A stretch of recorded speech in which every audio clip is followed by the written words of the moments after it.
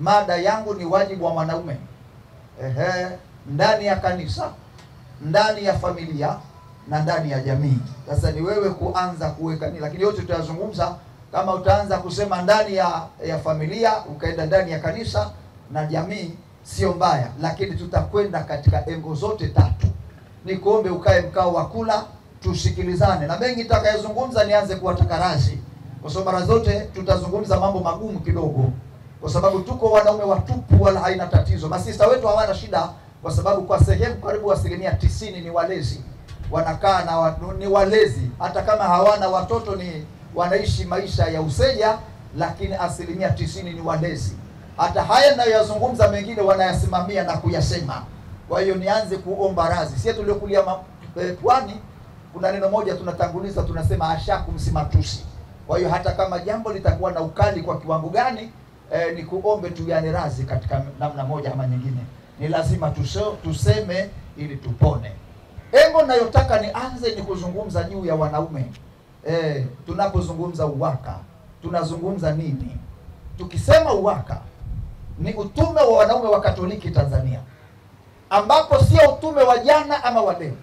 Ni utume ambao umeanza toka 1922 huko Ulaya, sehemu moja wanaita Austria, wakaanzisha umoja wa wanaume wa Katoliki wakiwa na malengo mazito kabisa.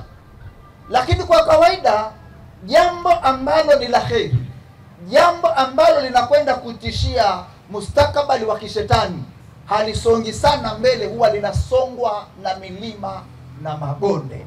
Baada ya kuanzishwa ukasinzia, haukusonga mbele. 1947 wakati kule Roma wanakusanyika kwenye vikao vya Aksio Katoliki. Unaposema Aksio Katoliki, ni vile vyama vya kitume vyenye sura mbili.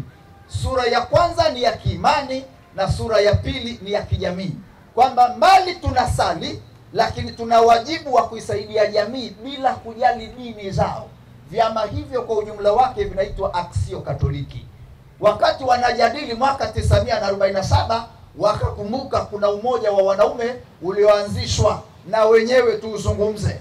Wakajadili na mikakati yake, lakini ikakubalika kwamba baada ya kuona una mantiki na tija kubwa, ikaonekana watengeneze muongozo ama katiba itakayoongoza umoja huu.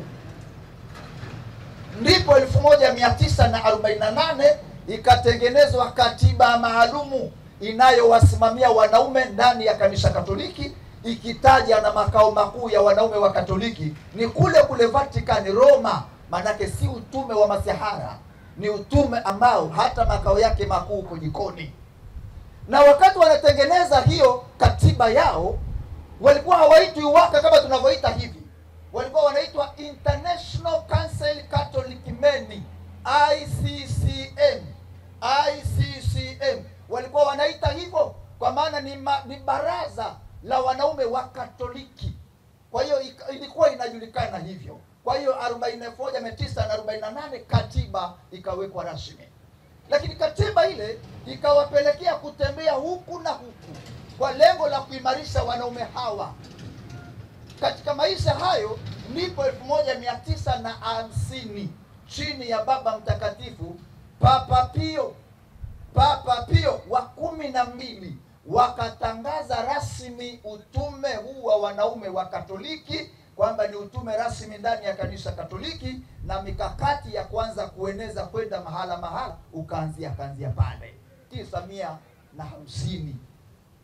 Unapofuatilia mambo ya kikanisa, 1950 ndio dogma maarufu ya kupalizwa mbinguni Bikira Maria mwili na roho inatangazwa, na wanaume na wao wanatangazwa rasmi. Tunavyombeba mama Bikira Maria kama mwombezi wetu, wakati wanatangaza juu ya kupalizwa kwake mbinguni mwili na roho, na wanaume sasa tunapata fursa ya kuweza kutangazwa rasmi kidunia kwamba ni utume rasmi na wala si masihara.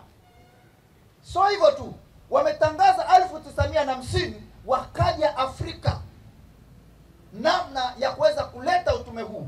Wakaenda Nairobi, ilikuwa ni mwaka 1983. Wakaanzisha kwa Afrika, lakini kikao cha kuanzisha na kuhamasisha wanaume ndani ya bara letu la Afrika. Walifanya pale Nairobi mwaka 1983. Haitoshi, na Watanzania tulikuwa na wawakilishi pale. Haikubaki pale pale tu, wakaja Tanzania mwaka 1985. Umoja huu wa wanaume wa Katoliki ukaanzishwa kule Bukoba kwa mara ya kwanza Tanzania. Umoja huu unaanzishwa mwaka 1985 kule Bukoba.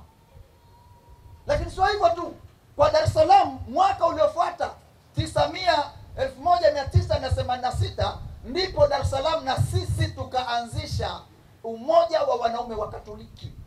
Mchaka ukaanza kutokea pale. Wakati huo wa 1986 wakaenda kwenye majimbo takribani 15. Sasa ninapozungumza hapa, sio majimbo yote yanaelewa juu ya UWAKA ni nini. Ndio tunafanya jitihada za kutangaza utume huu. Sasa nani mwenye kufanya jitihada hizo? Ni wewe pamoja na mimi unaotoka jimbo kuu Katoliki la Dar es Salaam. Kwamba sio jambo la watu fulani, ni jambo la wanaume ndani ya jimbo kuu Katoliki la Dar es Salaam kujitambua, kuishi kiimani, kuishi katika malengo nitakayotaja muda mfupi ujao, ili kutangaza utume huu katika majimbo mengine. Unapoimarika hapa, maana yake unaimarisha na majimbo mengine. Namshukuru Mungu, nimetembea majimbo kadhaa. Baadhi ya majimbo yale ilikuwa na lengo la kuzindua umoja wa wanaume wa Katoliki. Sasa unakuwa unazungumza UWAKA, hawaelewi ni kitu gani, lakini baada ya mafafanuzi unakuja kugundua wanaelewa ni kitu gani. Kwa hiyo wanaohitajika hasa ni wewe mwanaume Mkatoliki wa jimbo kuu Katoliki la Dar es Salaam. Sio hivyo tu, maswali ambayo watu watajiuliza ni watu gani, ni kina nani wanaohusika na umoja huu? Ni kina nani wanaohusika na umoja huu? Ni wanaume wa Katoliki ambao katika umoja wameitwa, waliobatizwa kuitwa katika kutengeneza umoja, kukaa pamoja. Na ndio maana sasa wakati wanatangaza utume huu walibebwa na kauli mbiu inayoitwa kwa lugha ya Kilatini unum omnes. Ukiangalia zile uniform tulizovaa zimeandikwa unum omnes. Sasa maneno haya ya unum omnes yamekotiwa katika Injili ya Yohana sura ya 17 na aya ya 22. Neno la Mungu likisema Baba, uwalinde hawa wawe na umoja kama mimi nilivyo na umoja, kama mimi na Baba tulivyo na umoja. Sasa umoja huu ni upi? Tunamzungumza Mungu katika Utatu Mtakatifu, Baba, Mwana na Roho Mtakatifu.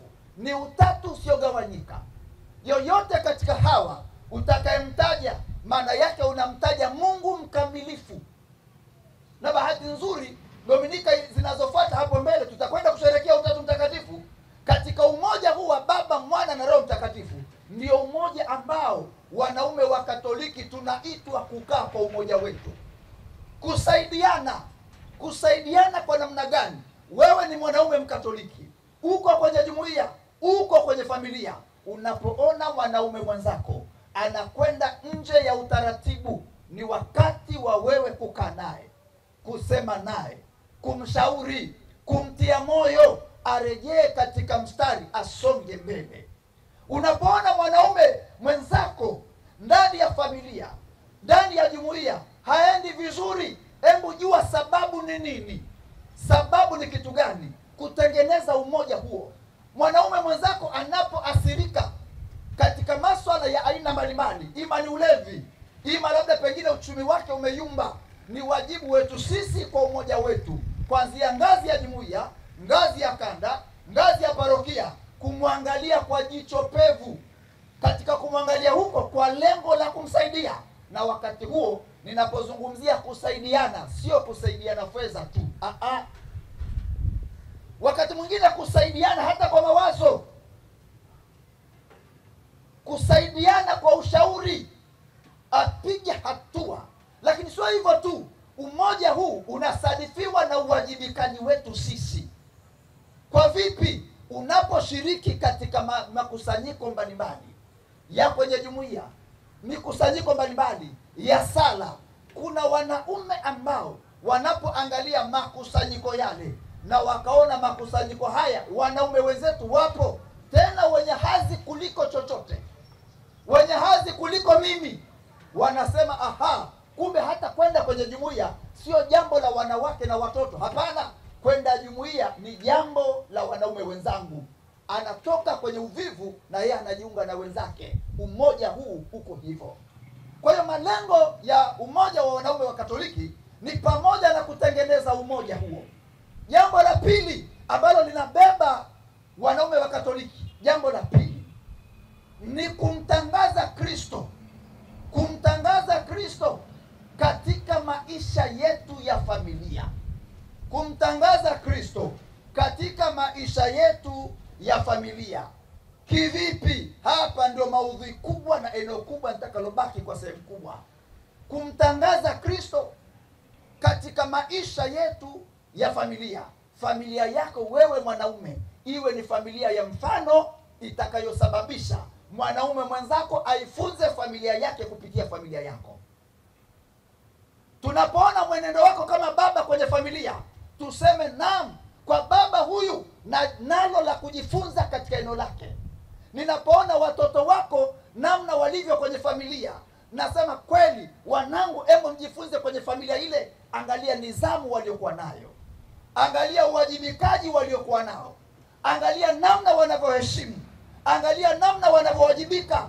Hali kama hiyo tunasema ni jambo ambalo familia yako wewe imekuwa funzo.